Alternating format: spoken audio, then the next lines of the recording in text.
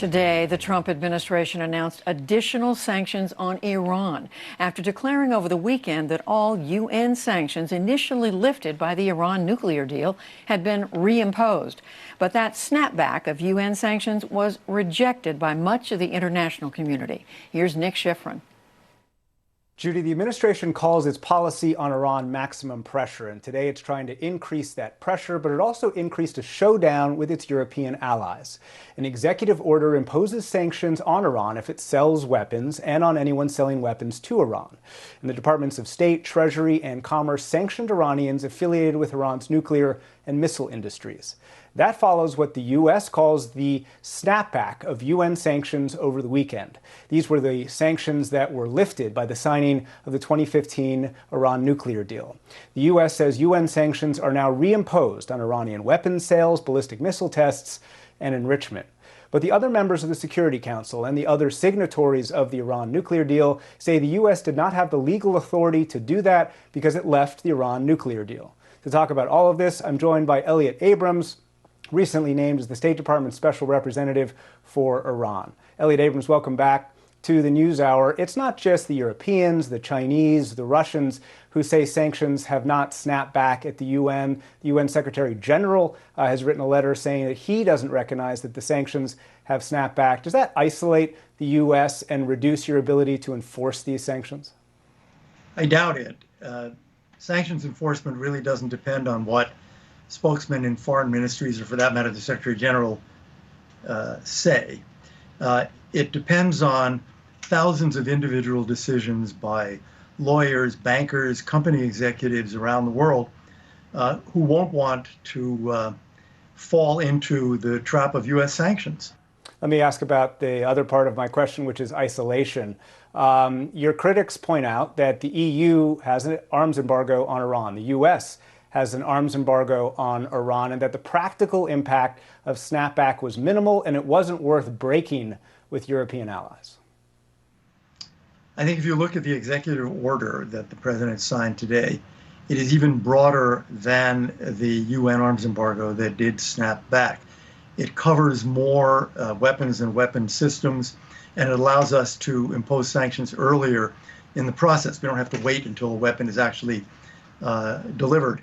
You know, when I looked last week at the foreign ministers of Bahrain and the UAE and the Prime Minister of Israel with the President, we didn't look very isolated, and we don't feel isolated, and we think that, in fact, these sanctions are going to have a very significant impact. And what we hear from an awful lot of people, including from the Europeans for that matter, is that they wish the UN arms embargo had been extended.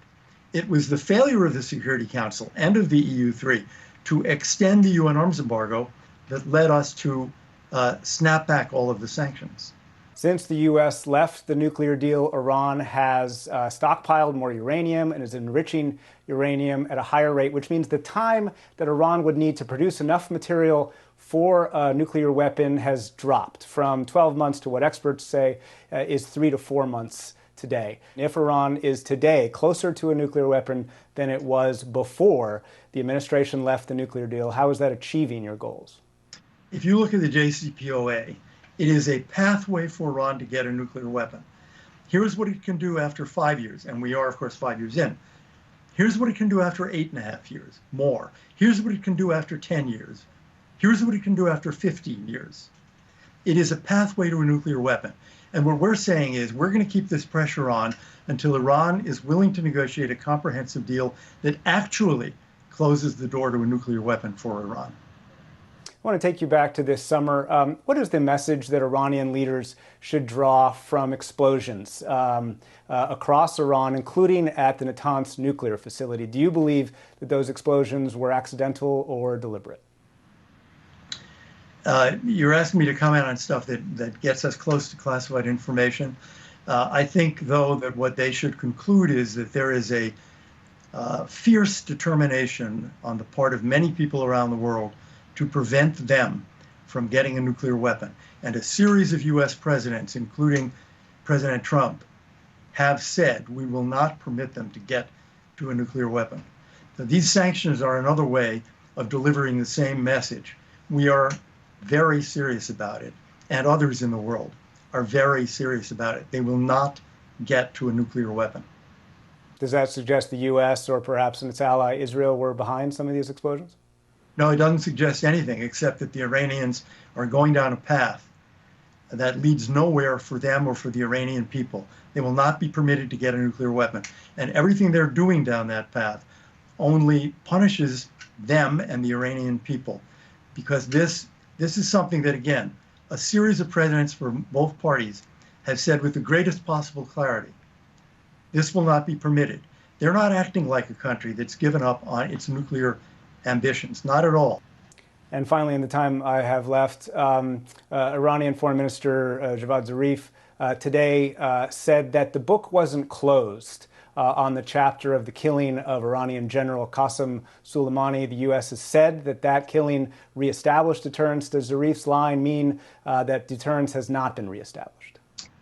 I took Zarif's comment as a direct threat, which is a remarkable thing to have coming from the foreign minister of any country. I mean, the president has already responded to their threats. And I think what it shows you is that even the foreign minister of Iran is actually now in the business of threatening terrorist attacks. It's pretty disgraceful. Elliot Abrams, Special Representative for Iran, thank you very much. Thank you.